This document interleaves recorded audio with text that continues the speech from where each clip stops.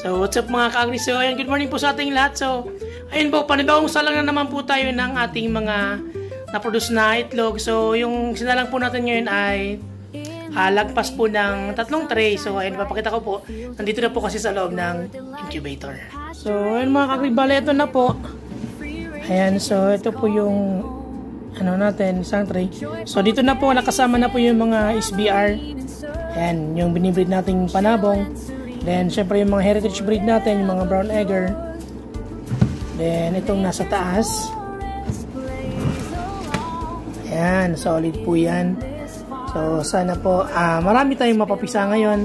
At syempre, nakakapag-produce tayo ng mga quality at mga gandang itlog dahil na rin po sa tulong ng mga produkto ng Battlecock na Egg 1000 at Vitamin Pro Powder. So, yan po yung pinapainom natin sa ating mga brood hens. At syempre, para naman po sa ating mga broodcocks, ang ginagamit po natin ay El Toro Muscle Enhancer para po mas malakas silang sumampa sa ating mga brood hens. At ito naman pong Egg 1000 ay binibigay po natin sa ating mga brood hens sa umaga at Vitamin Pro sa hapon naman ang pagbibigay po natin. So, ayan po. Kung gusto nyo pong makapag-produce ng mga gandang itlog at mga magandang papisa, so, gawin lamang po ng mga produkto ng Battlecock. Dahil sa Battlecock, lagi kang lamang. At syempre, ayun po, ipapaliwanag ko rin yung downside nung pagbibreed. Kasi, experience ko ngayon, hindi naman po taliwas sa atin na kami dito sa Camarines Sur, dito sa Bicol, so tinamaan po ng Bagyong Juan. So, ayun po, yung sinalang ko pong lagpas 5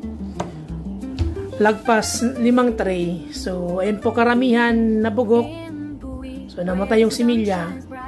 So, ayun po, nalugi tayo sa itlog. Halos 150 na itlog po yun. So, ngayon ang natira na lang is 1.5 tray. At hindi ko po alam kung mapipisa sila ngayon. So, yun din po yung downside ng pagpapapisa. May mga nangyayaring kalamidad na hindi naman natin kontrolado. Pero, ayun, laban lang po tayo. So, ngayon, nandito pa siya sa incubator. Kasi naman, chinek ko po ito kasi may mga gumagalaw pa. Sana mapisa. So, nandito po sa baba. So, ngayon dapat, ngayong araw, 15. So, November 15 dapat po. Ngayon talaga yung hatch nila.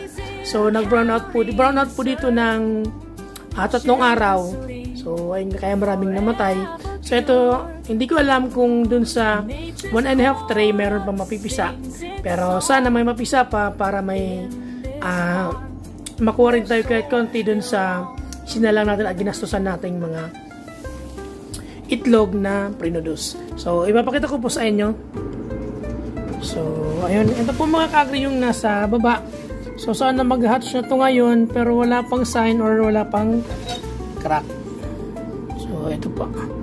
Yung mga natira po. Chinek ko to, may mga gumagalaw pa naman. So, sana may mapisa pa rin dito. So, ayun nga, sabi ko, talaga sa pag-breed, darating tayo sa panahon na malulugi. Sana may mapisa pa dito para may mapakinabangan pa tayo. So, yun lamang po and happy farming. So, ayun mga ka-agri, wag po natin kalimutang mag-heart, follow, share, and subscribe. Thank you for watching.